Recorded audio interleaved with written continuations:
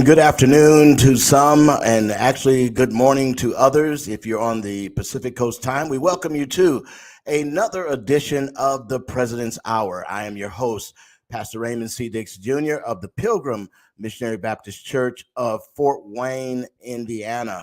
And certainly we bring you this program on behalf of the General Missionary Baptist State Convention of Indiana, which I serve as our president. So we are grateful that you are joining us today for another President's Hour edition. We got a great show planned for you. We got three wonderful, fantastic guests that we are going to bring on to the show today here momentarily. And certainly we want to get right into it here in just a minute. But before we do that, just want to kind of let you know that the General Missionary Baptist State Convention of Indiana, we have our own TV channel on YouTube. It's the GMB SCI TV. I want to encourage you to go to our YouTube channel and become a subscriber. This is something that's going to be expanded over the next few weeks and maybe a couple of months. There's going to be great programming for you on this channel. It won't just be the President's Hour. We'll have some other talk shows on the channel. Those things are in development right now. We also will feature some of the greatest and best preachers across this country who are leading churches that are part of the General Missionary Baptist State Convention of Indiana. So you're going to have a lot that you're going to see on our YouTube channel coming forward. There'll be shows that have to do with women and women in ministry interest and things like that. There'll be shows that have to do with our laymen, deacons, and church leadership programming. There'll just be a multitude of programming that's going to happen on GMBSCI TV. So what I need you to do is to go there and make sure you subscribe to that YouTube channel so that when we go live with any presentation, you'll be notified that we are live and ready to go. Even pre-recorded programs you'll be able to see on GMBSCI TV. And you let people know if they missed the President's Hour today, it's going to run again this evening at 8 o'clock Eastern Time. That's 8 o'clock Eastern Time this evening, 7 o'clock Central. So we will have the pre-recorded version of this running not only tonight, but maybe a couple times during the week. But we're glad you're joining us in our live audience.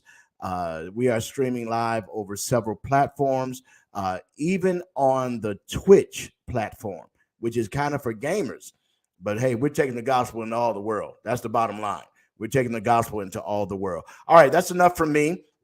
Let's get right to our guest. Oh, by the way, real quickly, if you want to comment on anything that's said, we'll put your comments up on the screen. Let's keep them respectful and all of those things.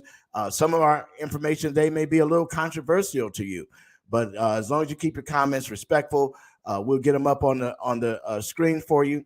And also, if you have questions for any of our guests, we'll get those up on the screen as well.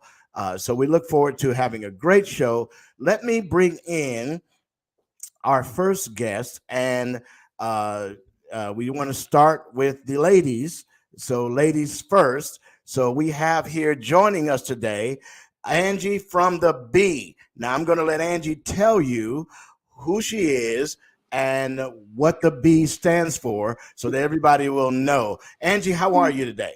I am doing great this afternoon. Well, it's afternoon for me, early afternoon, but I am so thankful and grateful that you allowed me to come on to the show. Great. Well, you got to tell us, because our audience is wondering, what is the B? Now, I know it could be black, it could be bad. You're a bad man. But what is the B? That's right, Bad Mama Jam. We go back far enough to be able to know that song, right? What's the B for? The B stands for Birmingham. All right, Birmingham. Yeah. You are hailing originally from Birmingham, Alabama. Mm-hmm. I have a good friend of mine that pastors in Birmingham, First Baptist Church, Inslee. I don't know if you might know that church. A good friend of mine, Tyree Anderson, Dr. Tyree Anderson, is the pastor there. So welcome, Angie, from the B. All Thank right, we you. got Alabama represented today. I'm telling you, that's right. Three out of the four people on here for sure get Alabama roots. I'm not so sure about that fellow that went to Horace Mann High School, Uh-oh. but let me let me bring up next that gentleman that is a good friend of mine. Been knowing him years and years and years, and that is Brother Ellery Hunter. Ellery, tell us about yourself, man. And we know you went to Horace Mann, but we love you anyway. How about that? Okay, okay. Well, yeah, and I have nothing to do with Alabama, so let me get that right out there first. I guess I'm Ellery from the G, from GI. Yeah, so I'm Ellery Hunter. I'm recently retired from corporate America, and I am embarking on continuing my career as an author, as a Christian author.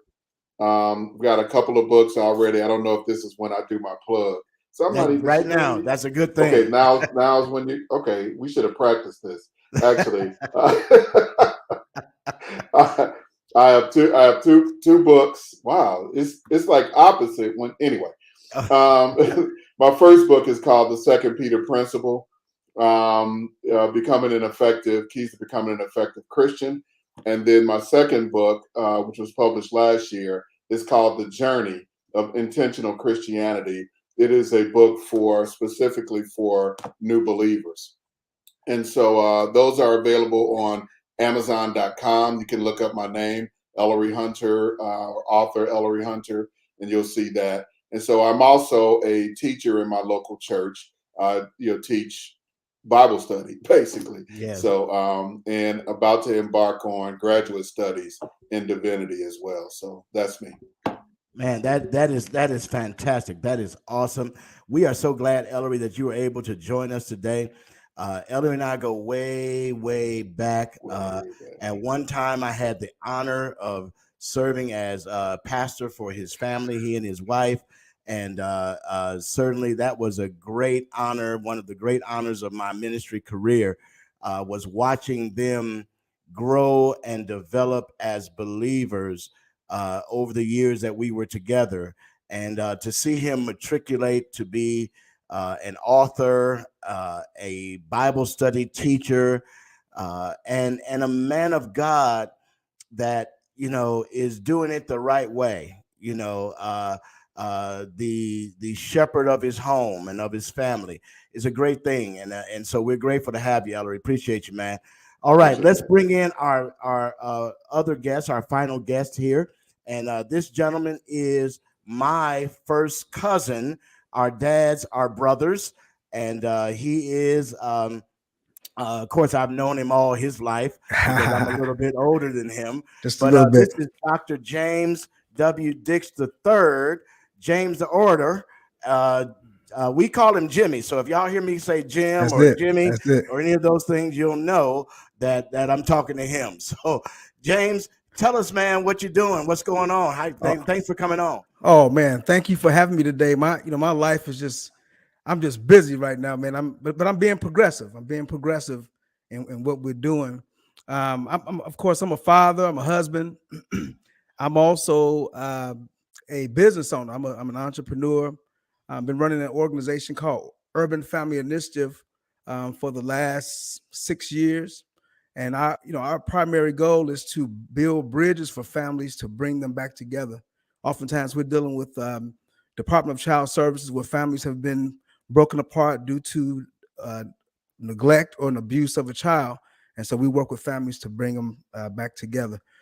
Secondly, I recently started a new YouTube page, and it's if you go to YouTube and you type in James the Orator, just like you see it in my on the name here, we interview a lot of hometown heroes, authors, business owners. We want to highlight the lives of those who are doing great things in our communities, and so we take that time to make sure that there is a platform so people can know that that they can do it too. And so ultimately, that's what we're trying to do: encourage people to be their best selves. through the motivation of other people's stories and things of that nature. So yeah, please make sure you subscribe. James the Orator. All right.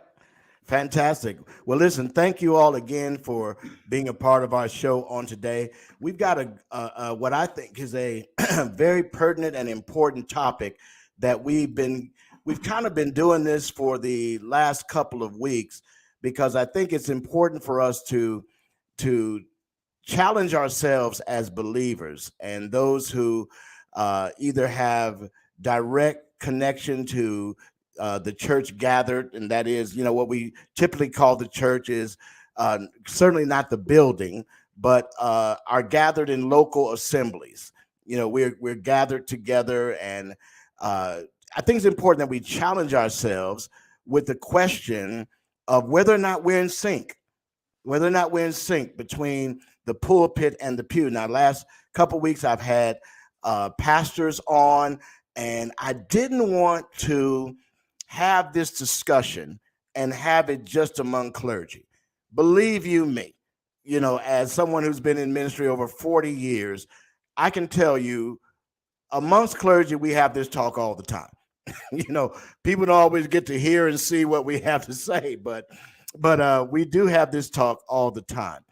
But I think it's important that we engage those individuals who are observing the gathered communities, or sitting in our pews and maybe for a while, and yet are looking at and saying, can we be better?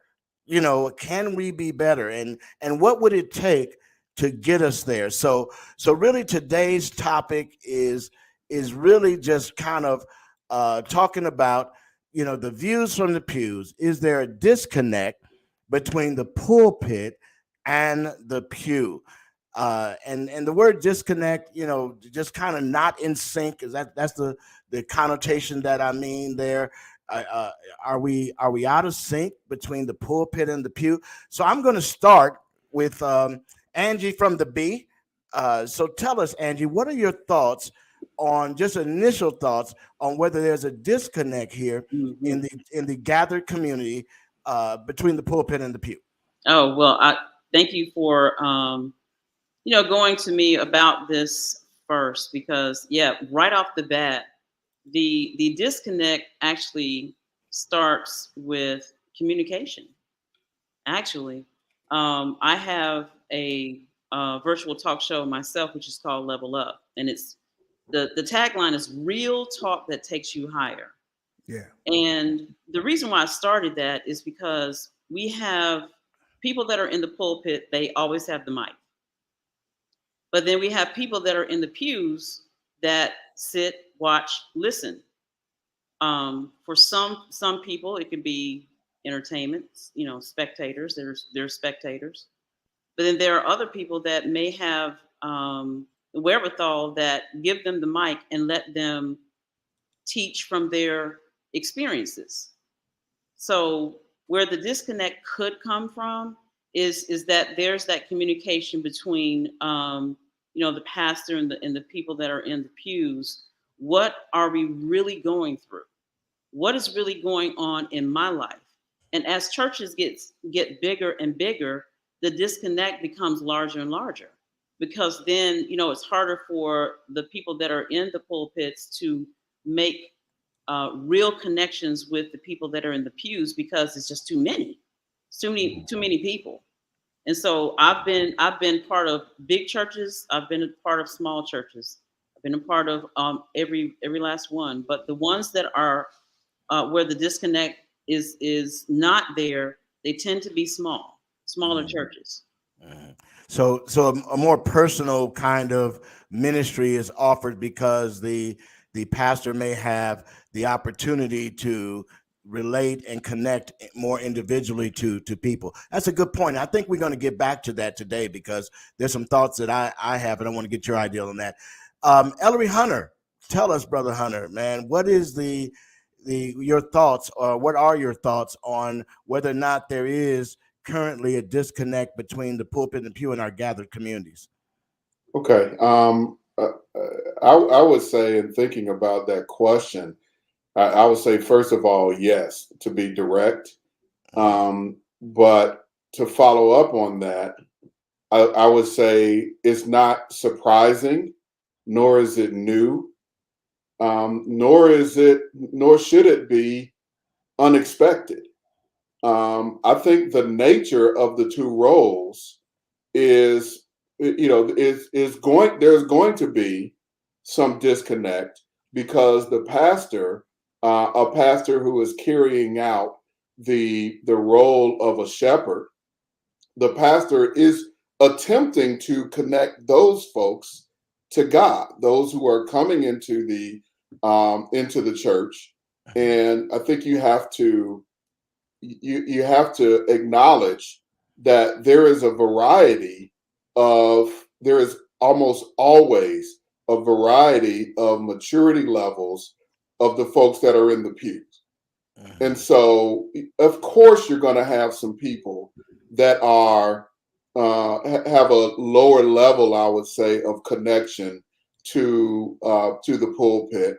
You've got some folks that are just coming that don't have a lot of respect automatically for the person that's standing before them, just because of kind of societal and cultural things that are going on, what they've heard, that kind of thing. And so you're going to have some of that. I think the question, really, if you want to dig into it, is the degree of it.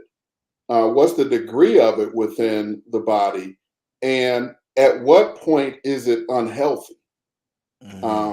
But otherwise, I mean, if you're a pastor and everybody's aligned and everybody's like, all think you're great and all that, I mean, what are you doing? You're probably in heaven. That's what. right. So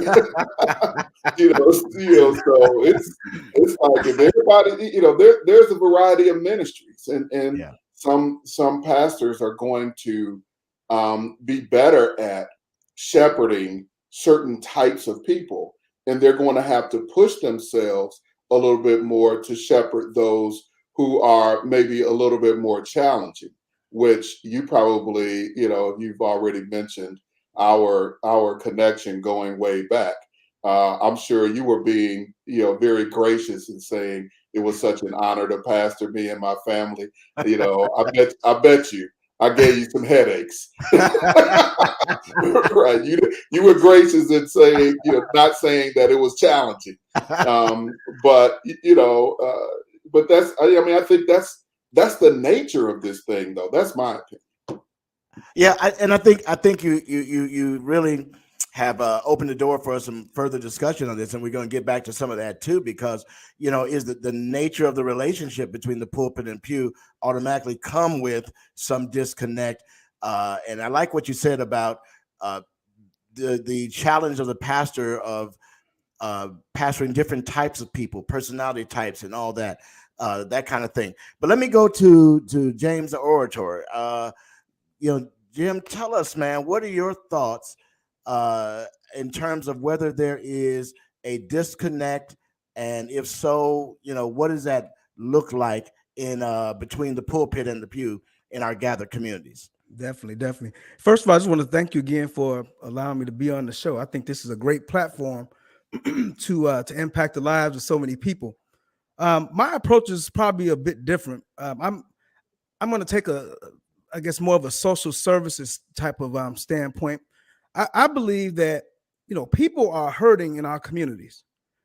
It's not so much sitting in the pews literally and having a disconnect with the with the pastor, but it's the services that are provided to our communities that are not happening. And so I think that we have to get out of the tradition of telling people just to pray it away.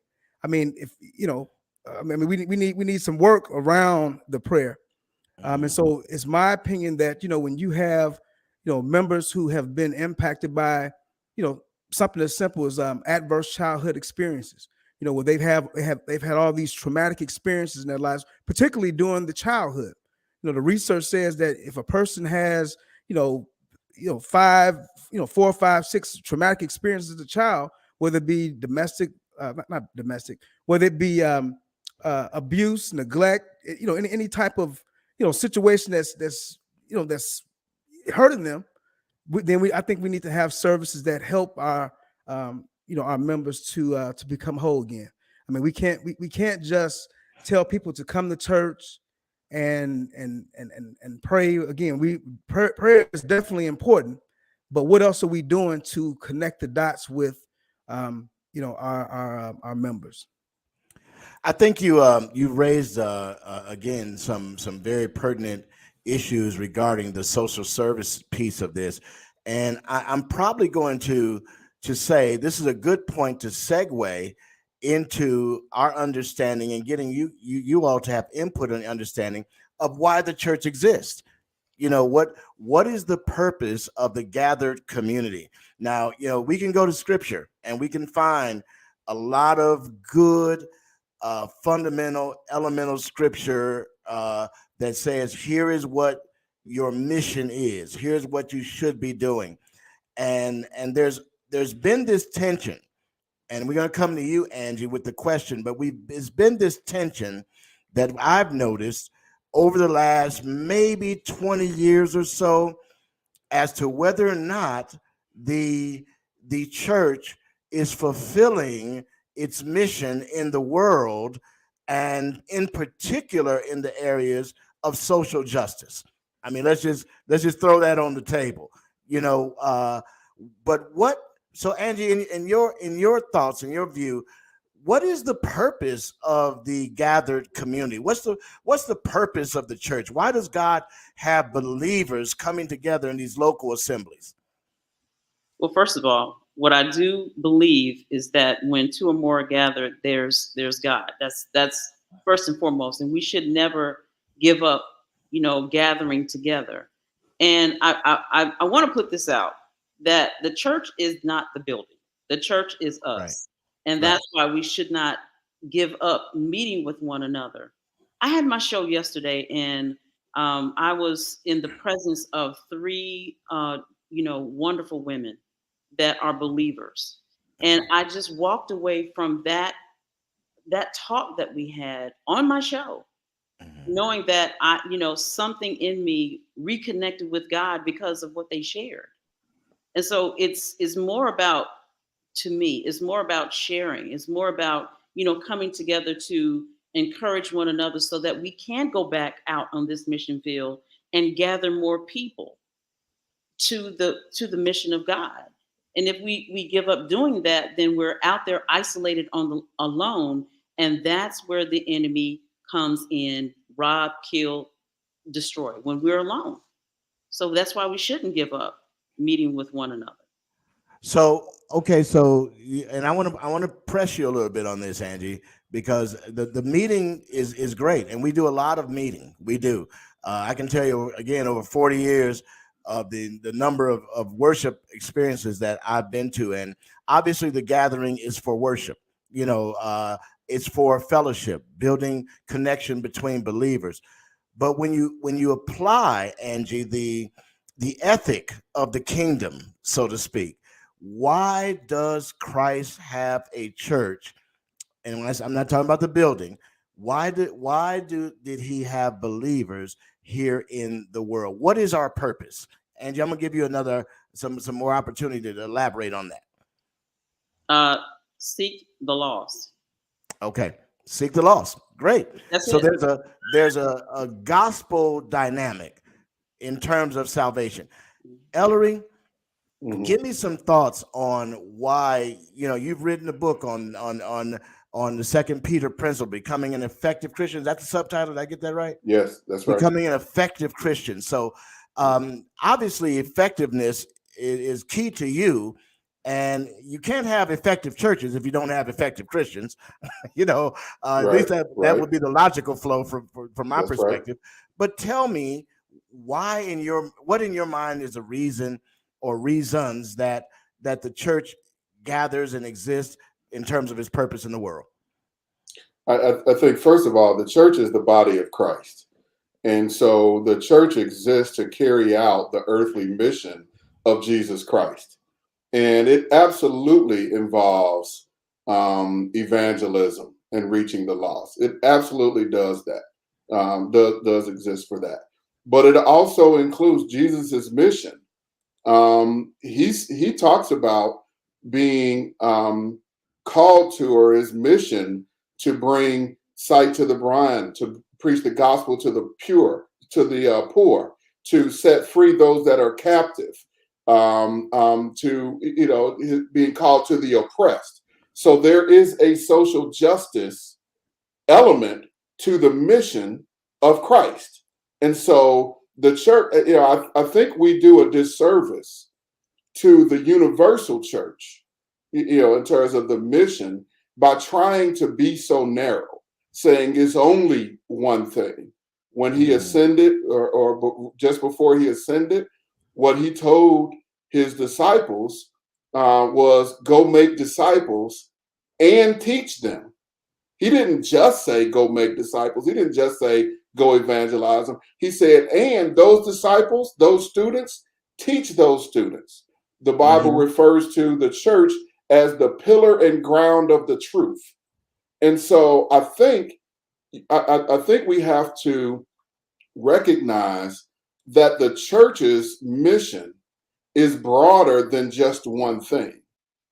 But I think that's the reason why there are varieties of churches, and I'm not talking about denominations and that kind of thing, but there are, and the Bible talks about there's variety of ministries, there's a variety of gifts, and all of that. And so just because a particular local church isn't doing a certain thing very well doesn't mean that the Church of Jesus Christ, the universal church, isn't doing well at that or effective at that as a whole.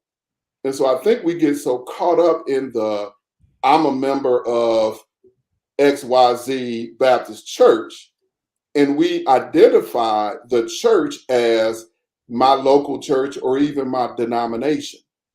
And the reality of it is there are people, I know of ministries that are doing a lot when it relates to social justice. I know of ministries that do a lot. They focus on deliverance and healing and helping people that have gone through personal challenges and stuff like that.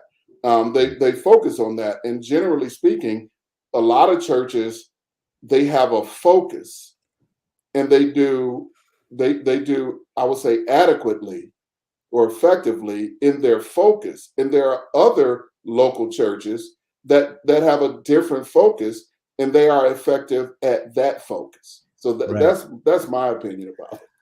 And you know what? And you again have raised some very important issues. I got to take a break right here, James. I want you to start formulating your thoughts on and your response to some of this, to the question of why the body of Christ, what's the mission or purpose in the world. But right now we're going to take a quick break. And to everybody else that's watching, please pay attention to these two quick video announcements, and then we'll be right back with more of the President's Hour. So thank you so much for tuning in, and we'll be right back with more of our show right after these messages.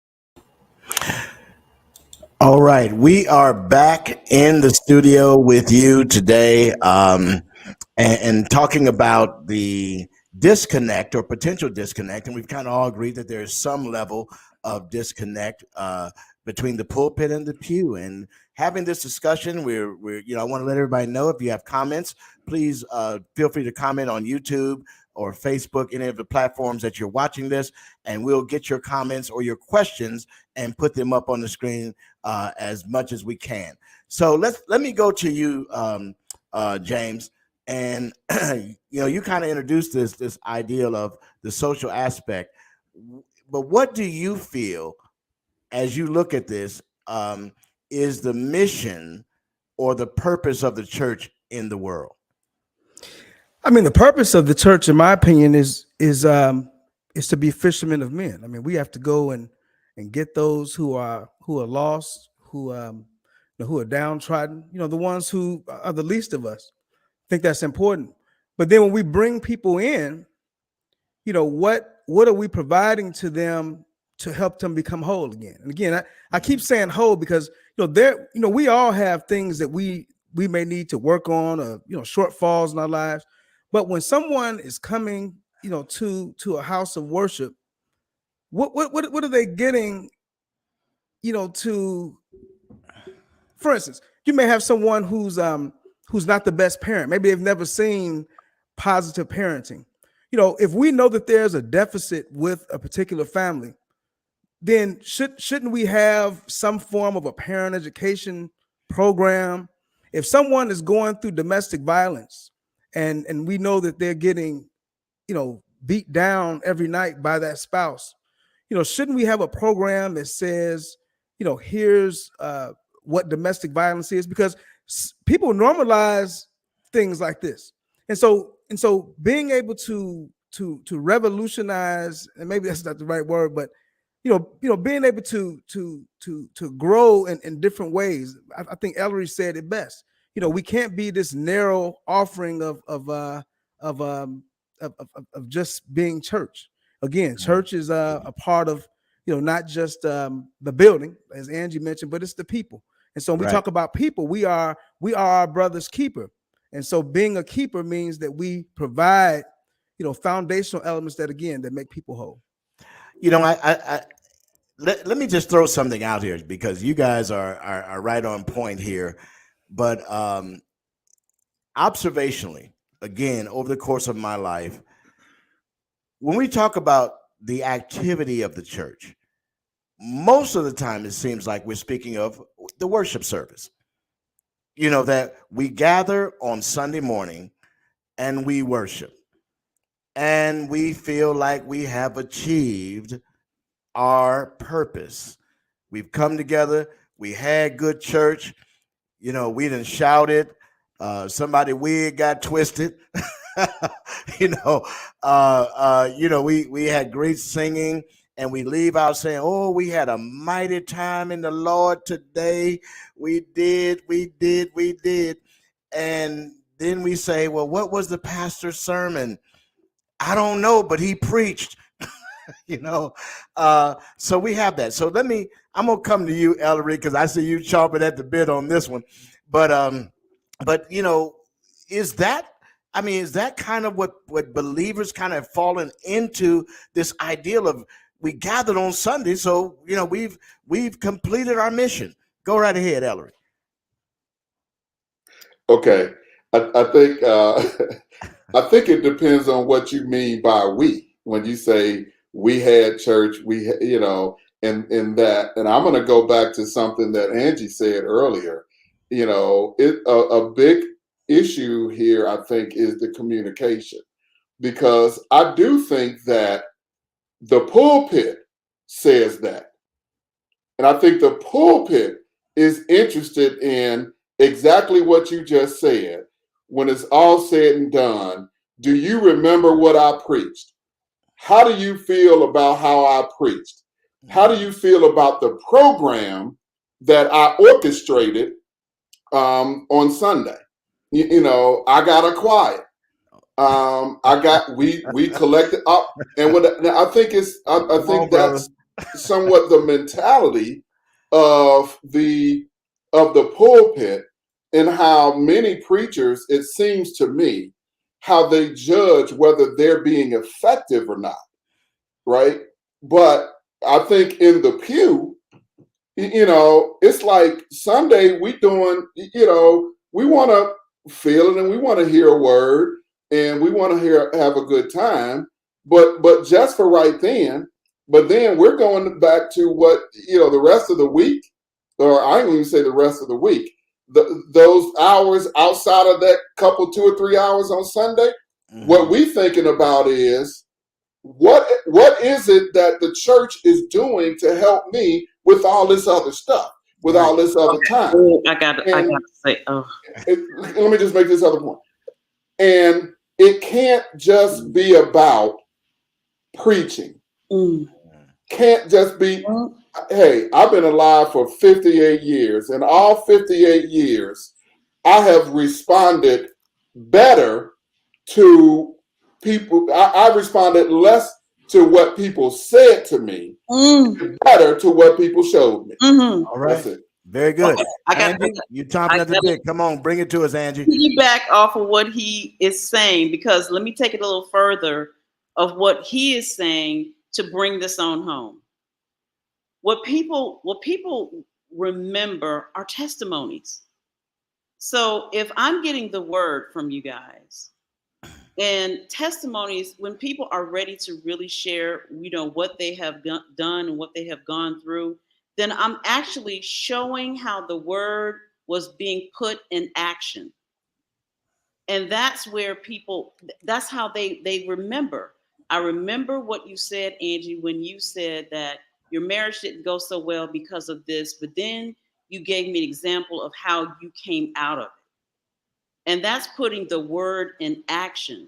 The preachers that I have come across and they are sharing their experiences, I tend to remember the word of God through their experience. And so when he's saying, how can we extend the word throughout the week? Well, I'm remembering the experience that you had because it's telling me that I'm not alone. You've given me practical ways of getting through, my week, whether it's good or bad. How can I deal with this boss that I'm going to see the next morning? Because you shared with me how to handle situations, people, things that are going on in my life. And that's why I think testimonials work better. And it has a different type of communication to us, the ones that are sitting in the pews. And I think that's a very, very salient point, Angie, that, we remember through illustrations and testimonials and things that connect with where we are in life. Ellery will know this. When we were at Berean, one of the challenges that we wanted to do was, even in the preaching, to be able to say, most people, when they show up in a place of worship on Sunday morning, kind of know they ought to be doing better, right? I came here because I kind of know that, on some level in my life, I ought to be doing better. The challenge for the preacher is not to tell them and reinforce that you ought to be doing better, but tell them how. How can I do better? How can I become the person that God wants me to become? Now, James, I want to come to you and really kind of drill down on this. What are your thoughts of what we've shared regarding this this issue between the pulpit and the pew in terms of ministry? I mean, ministry happens through the week, through our lives. Ministry is just not on Sunday. So what are your thoughts on that? Yeah, again, I think that, there's a place for everything, in the church, for sure. I really, again, I'm going to keep beating the drum of providing these wraparound services to families. I mean, again, people are out here hurting. Again, people are out here hurting. And until we figure out how to utilize the platform of the Black church, where we all gather, where we all spend, a lot of time, it's the place where we've given to the building fund for many years. We've given to we've given to the church in so many different ways. And then so again, we have to make people whole, man. I'm gonna keep saying the same thing because I really believe that until we take the time to put our arms around people and give people an authentic experience, that's when we'll see things change. I'll give you an example. Because I have my ear to the ground. That's why I'm kind of talking from a different experience. I deal with people every day who are down on their luck. And, so if you ask a question about, well, hey, have you gone to church? What have you? It's like, and all churches are not like this, but you hear, the word authenticity so many times. Why is he talking like that? That's not how he talks when he goes home. And so people, especially when we start dealing with this younger generation, young people are seeing through this stuff, man. And people want an authentic experience, and so that's kind of why I am. I mean, I don't know if I answered your question, but no, you did. You did. And you've opened the door to this thing. And since I'm the only pastor that's on here today, I'm going to thank you. I'm going to thank each of you for your honesty, because this is helping me. It's helping me learn. And James and I have had numerous conversations. One recently in his backyard there in Indianapolis. Just kind of. And we always kind of get to this place of the expectation that people have now on ministry.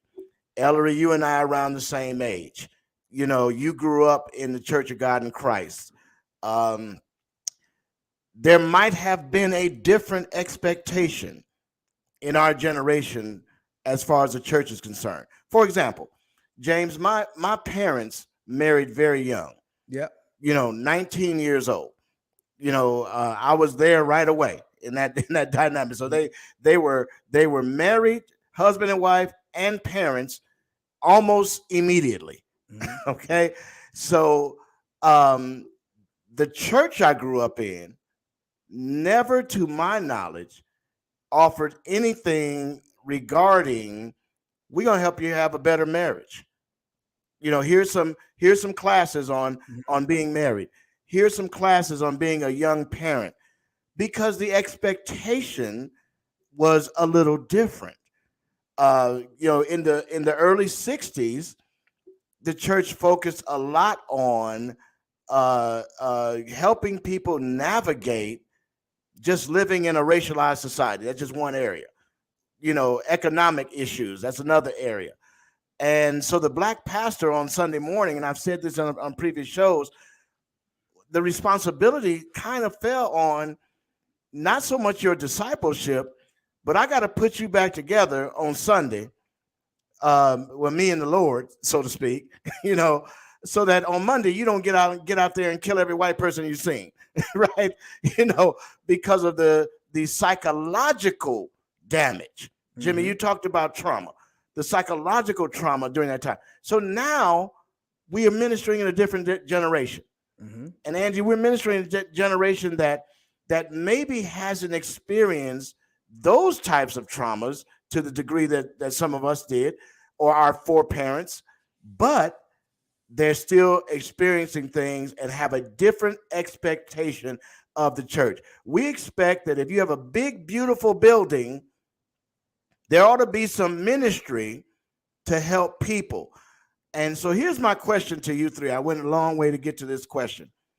So if the church, or is the church primarily designed for the individual, for the kingdom in terms of others oriented, or both? Angie, tell me what you think. Both. Okay. I knew that's where you were going, and I already had to formulate in my mind both. Yeah. It is for the individual and it's for the kingdom at large. I go back to what James was saying. We really have to boil down to what the church is really for. What is it really all about? It is to bring forth the kingdom. But on an individual term, we that's why I go back to what I said. It's communication. If we are not communicating with that individual, then how can we bring forth the kingdom as a whole? So then it gets back to what I was saying before. On an individual basis, people relate in small groups. That large group, you get lost. You just get lost. There's no earthly way that any man can relate to a large group. And how you do that? Okay, yes, you can give the word, you can preach to a large group, but getting to that individual, there has to be small groups. It has to be. There's no way that a large church can function without their small groups. So you're talking about basically the discipleship piece. Discipleship happens better in a small group context. Good point. We're going to actually do a show on that in the future. Ellery, come on, man. Tell me what you think. Yeah, I think that having grown up in the church, I think the difference today is we think about it in terms of programs, and people are expecting some kind of program for, to use your analogy, improving your marriage or being married or whatever. But having grown up in church, I have a different opinion. I think they did do that in the old church. Okay. I think it just wasn't a program. Okay. I remember mothers in the church taking the young women aside. And I remember those when I was a kid, those dinners at some of the mature saints' house, where they were in there talking to one another. It was the mature folks helping the new folks or the weaker folks. It was not at all formal. It was very informal. They had small groups back then. It typically was around who they served with, and they got together. And if they were getting together for a meeting, a lot of that meeting wasn't about the church business.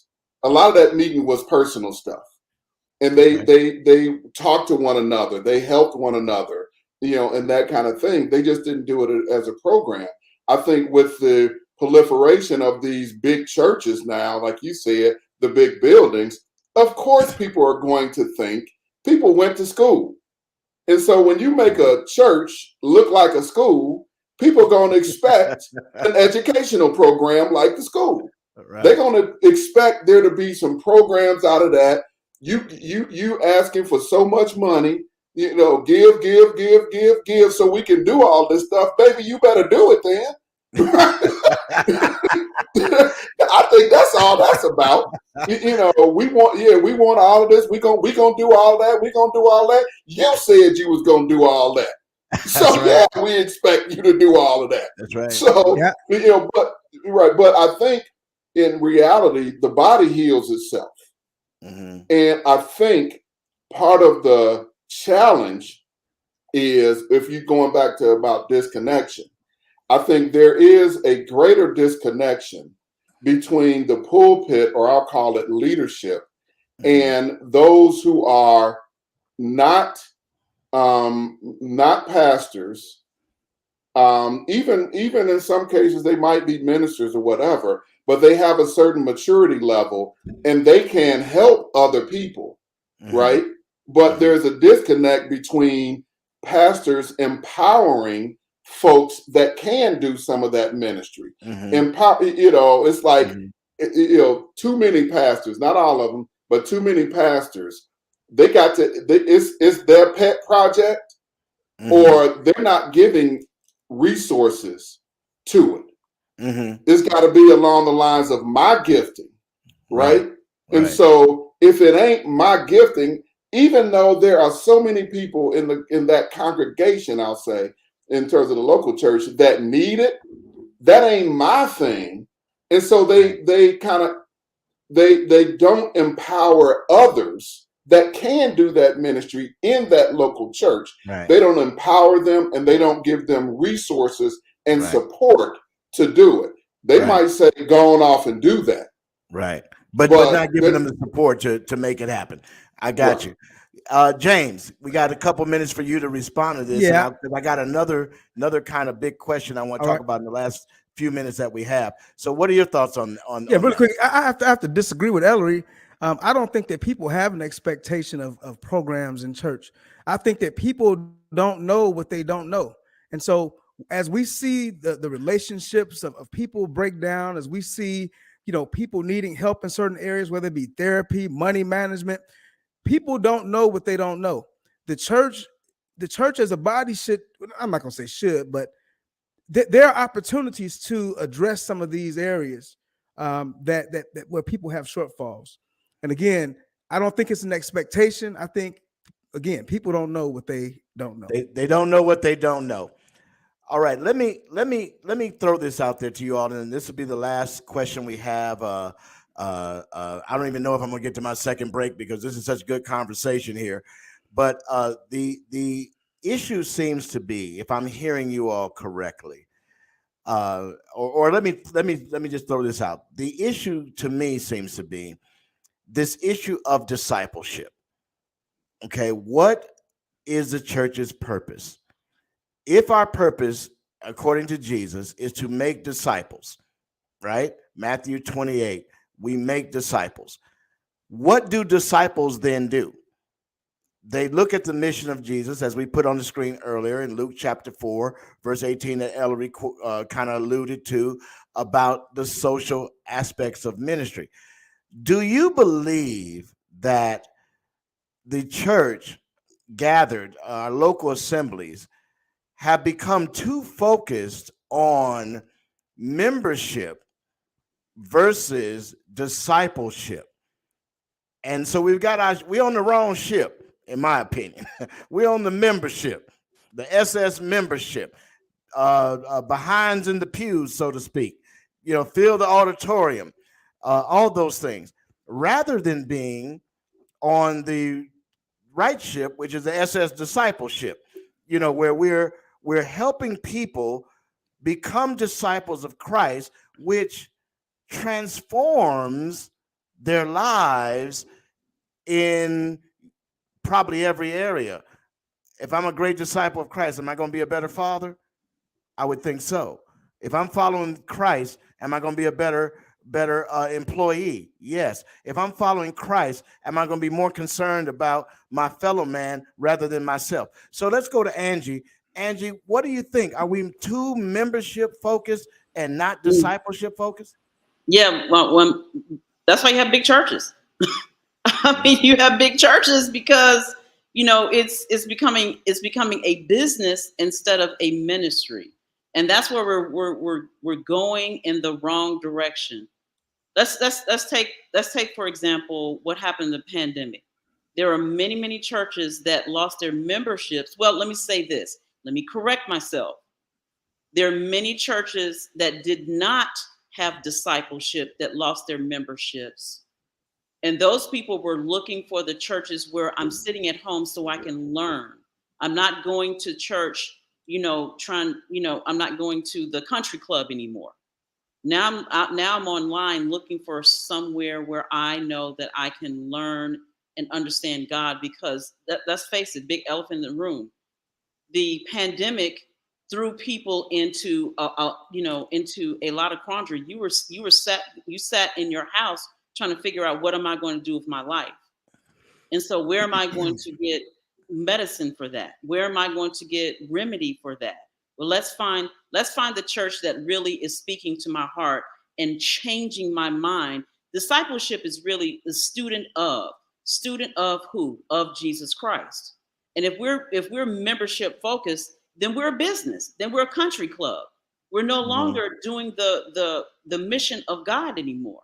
Good point. So the churches that I saw that grew, those were the ones that were more discipleship focused, trying to teach the word. Because when you have a congregation of people that understand discipleship, then it's not falling on the leadership to grow the church. then I understand as a disciple, it is my mission to go out and seek and save the lost. That's what I learned from church. It is not on the pastor. Right. It is on everyone that is a part of this ministry. Right.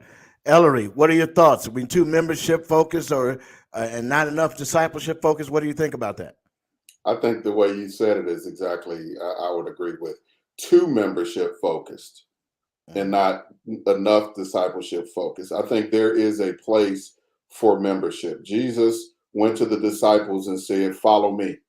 And a disciple isn't just somebody that, kind of listens to somebody every now and then. They follow him. Right. And when he says make disciples, imitate right? me, basically, yeah. Right. And the early church did that. They had all things in common. They ate meals together. They worshiped together.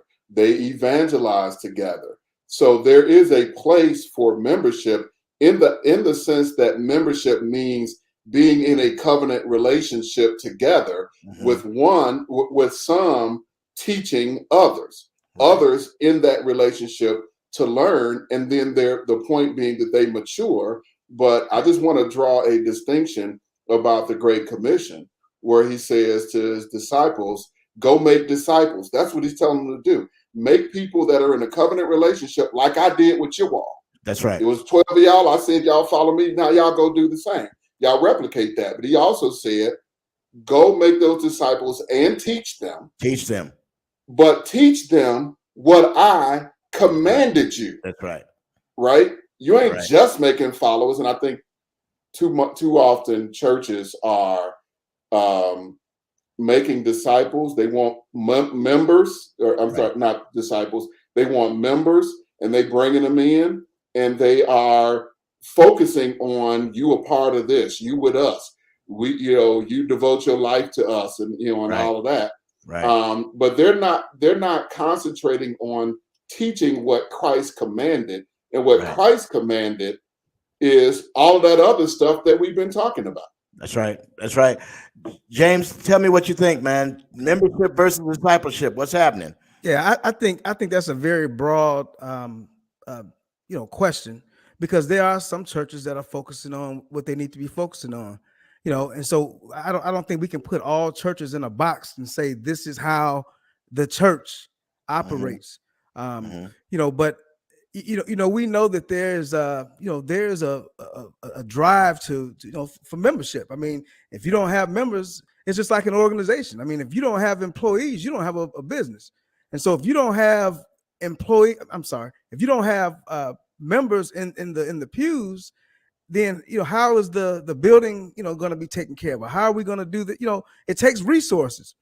And so I really believe that when you think about what churches are doing, I can't universally say one or the other, because again, you have some churches that are doing a great job with discipleship. They're building a strong foundation for their members. But then there's some opportunities. Let me ask you a question. I'm sorry to cut you off, but let me ask you a question then, real quick, in about 30 seconds. Tell me, if you were looking for a church, James, for your family, would you be looking for a church that offers discipleship all the way from your children to you and your wife? Would that be a priority, or would it be a great preacher who communicates the gospel well? I think both are important. Okay. I mean, in order to deliver what new members need, I mean, you need to have someone who's a great orator. And so, being able to connect with people, and it goes back to what Angie said, originally, is that the communication gap is paramount. And so I think improving communication, understanding the needs of your flock, those things are important. Okay. Well, listen, we are out of time, so I'm going to give each of you about a minute. We'll go over a little bit, folks. Thanks for hanging in there with us. We'll give you about a minute to kind of wrap up and give your closing thoughts here on what we've talked about today. Anything that you want to get in that maybe you didn't get a chance to say in the conversation. We'll start with Angie from the B. Well, thank you once again for having me again, Angie. Angie from the B.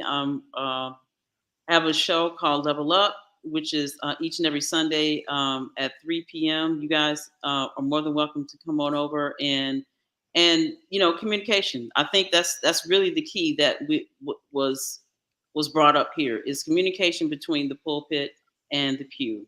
So I'll rest my mind. Great, fantastic, Ellery. Yeah, the only thing I would add is going back to someone mentioned earlier, the church is the people.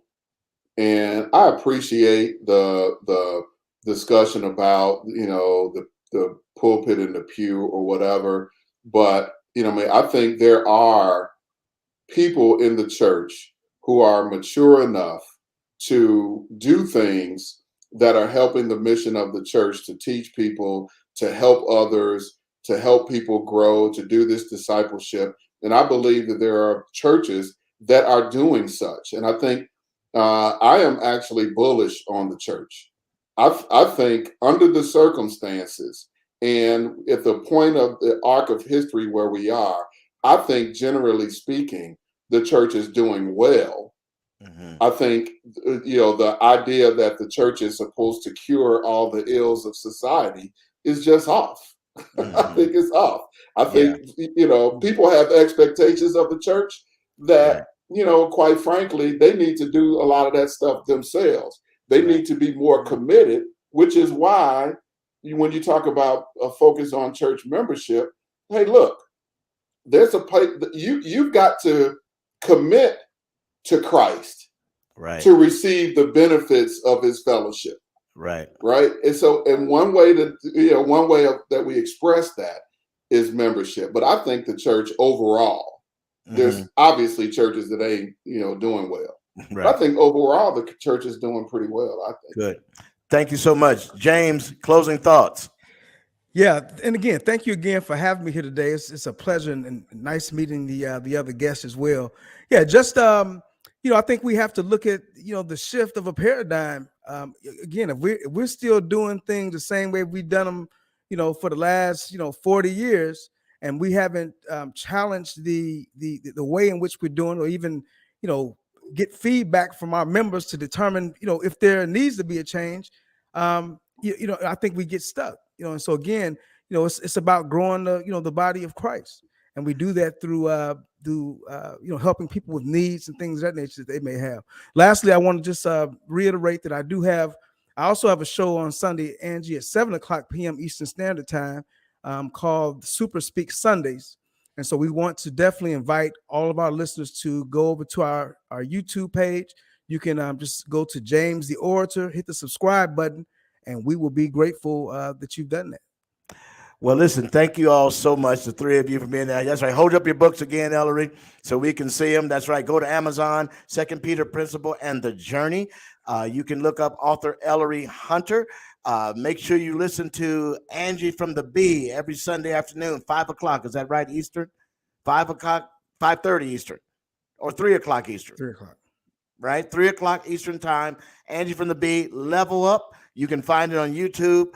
Also, James the Orator. We've got a show that he does on YouTube. What's the name of your show again, James? Super Speak Sundays. Super Speak Sundays. That's right. And that's Sunday at 7:00. Is Eastern that right? Standard Time. Yep. 7:00 Eastern Time. Listen to these great presenters that we've had here today, and it'll be a great thing. Let me just kind of wrap up by saying this. Hey, folks, first of all, I appreciate you joining us. This discussion is very critical to us doing what we need to do in terms of being the people of God in the world. We've got to have these conversations. We've got to talk about whether we are focusing upon that which we need. We have a dual purpose. We have this purpose of meeting the needs of individuals spiritually, discipling them, helping them to grow, become better husbands, fathers, wives, mothers, people who evangelize and share the gospel of Christ in the world. But we also have this purpose of gathering to honor and to lift up the name of Jesus, because one thing that people seeing your car in a parking lot on Sunday morning, it sends a message that there are people that still believe that God is real. that God still wants to be in relationship with human beings. So that being said, here on the President's Hour, this is some of the things that we're trying to do. We appreciate you being with us. Next week, we've got more on the President's Hour Monday at 1 o'clock Eastern Time, live on whatever venue you're watching us on. We'll be on that same venue next Monday at 1 p.m. Eastern, 12 noon Central. Thank you so much, and we appreciate you, and you have a blessed day today. Hey, this is Pastor Raymond C. Dix Jr. thanking you for watching another edition of the President's Hour. Tune in next week for more of the same relevant talk and important information that we're going to share right here on GMB SCI TV. Look forward to engaging you on next week. May the Lord bless you and may the Lord keep you is our prayer.